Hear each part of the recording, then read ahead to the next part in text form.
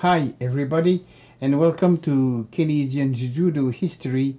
As I have told you before in the first and the second part, the majority of the Japanese community had to move to other provinces, and the relocation is the main way that judo was introduced in the prairies, Ontario and Quebec. But I have to say that the pattern is a little bit different in Quebec, where judo was typically introduced in 1948 and migrants for France played a more significant role. Japanese Canadian expansion and internment was an important moment in the growth of the Canadian judo. In fact, it forced judoka to settle in other parts of the country.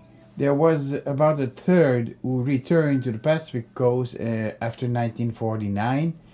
Another third went in Ontario, and the rest found new homes in other provinces, which I noticed is the main reason that the center of the Canadian judo shifted from Vancouver to Toronto in the early 50s, where a significant number of black belt judoka had moved there after the war. Meanwhile, in Alberta, more than 300 displaced Japanese Canadians decided to stay in southern Alberta. Among them, two major players in Canadian judo, Yoshi Senda and Yoshio Katsuta. They have founded the first judo club in 1943 in Alberta, in Remont, a very small town. Both of whom moved from BC to Alberta to avoid being interned. Let's talk about Katsuta Sensei. Katsuta was born in Japan and had received his Yondan from the Kodokan Fort Dan from the Kodokan before immigrating to Ocean Falls in 1937. And for Senda, he was born in Mission in BC and had earned his Shodan under Eiichi Ashizume and Yoshitaka Mori just few years before moving to Alberta.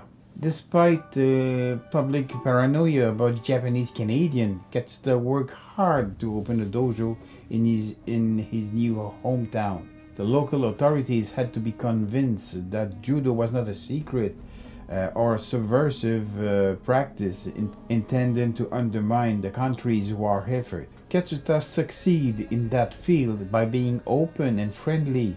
He and Yoshenda gave multiple public demonstrations and invited citizens to join the dojo. Like many of the pioneers in judo in Canada, Katsuta earned his living during the day and teaches judo in the evening. You know, work on a farm is already not exactly easy, and it takes exceptional courage to overcome the fatigue and still go to teach many times a week. And to tell the truth, this was not a job to become a rich man, since the sensei spends his own money to maintain the dojo open to teach, since the dojo membership is only $2 a month to be a member. There were about 30 mostly Japanese Canadian students at the Remont Judo Club, and practices were held in the main room of the Remont Buddhist Church. And one evening a week, Katsuta will teach in the nearby town of Coaldale.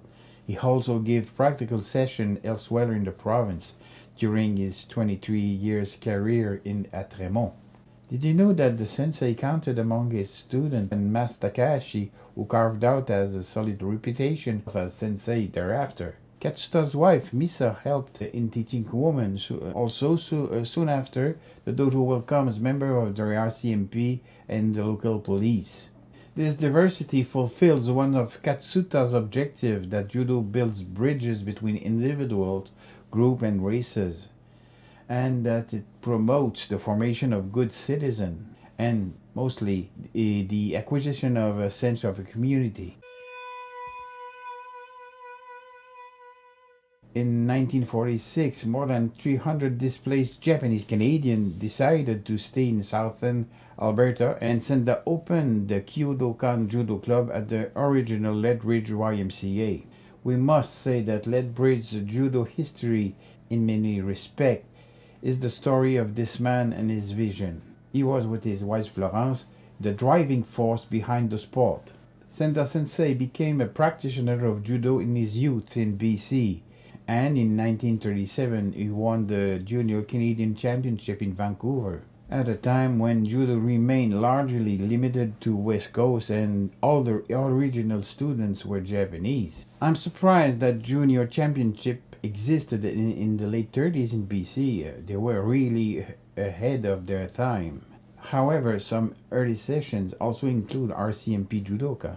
The RCMP quickly recognized judo to be a lot more than a sport.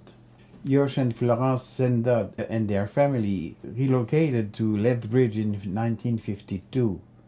Nothing that they themselves did not experience racism, but they were aware of instances where others did. Let's talk about Senda the teacher.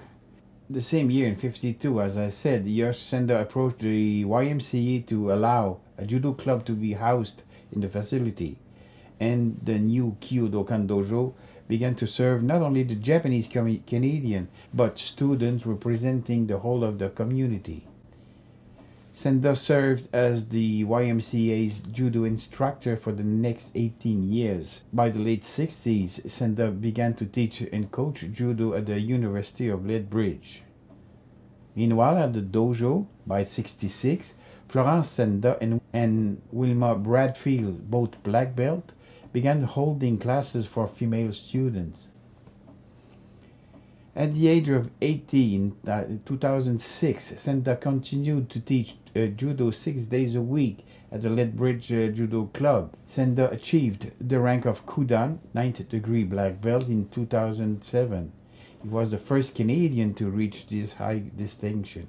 But we have to remember that Senda was also a fighter. During the early years running the Lethbridge Judo Club, Senda continued to compete and earn higher ranks at the black belt level. He became a member of Canada's judo team in 1957 and was Alberta's champion in 61 and 62. And in 65, he earned his 5th degree black belt. Senda was not only a teacher, but he was also a coach.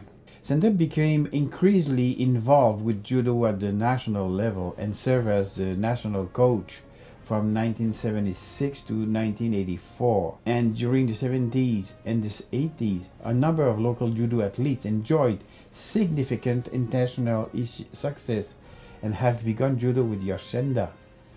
Let's talk about some of his famous students. The first one, Joey Mailey. Joey Mailey, 9-time Canadian champion, 1-time Pan American champion, 4 times Olympian. He was 5th at the LA Olympics. He was selected for Montreal in 76. He was selected in Moscow, even we didn't go there, in 80, and Seoul in 88. Let's talk about another one. I know very well, Lorraine Method. Lorraine Method had begun judo in Sept-Îles in Quebec with Martineau Bouchard and Alain Germain. She left for Montreal to train with Nakamura Sensei and finally joined Yosh Senda in Lethbridge. She is really one of a kind. 8 national titles, Pan Am Judo champion, winner of the Pacific Rim in 1980, bronze medal at the World University. But we have to talk about another great champion, Keith Morgan. Keith Morgan, who have begun judo under Paul Knoll in Calgary. Keith Morgan, 4 times Olympian. He was 5th in Sydney in 2000. And he was also 5th in Osaka at the World Championship. I was there to see him. He was Pan Am champion in 1995. He came 7th in the World Championship in Paris in 1997 and 1999. He was in the top 10 in the world for almost 10 years. This was, I know, just a glimpse of Alberta's judo achievement. Hope you have learned a bit in this long journey. If you like my video, give me thumbs up. Don't forget to activate the bells for notification. Share this video with your friends. And please subscribe to my channel Martial Manvote. See you soon and take care of yourself.